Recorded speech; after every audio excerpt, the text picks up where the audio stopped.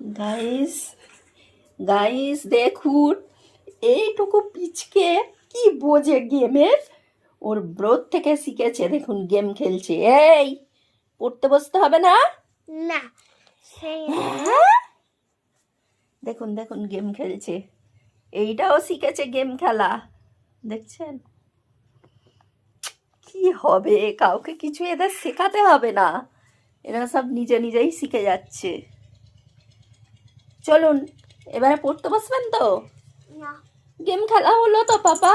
না কি না, চলুন চলুন। ও কি বসার অ্যাক্টিং দেখুন।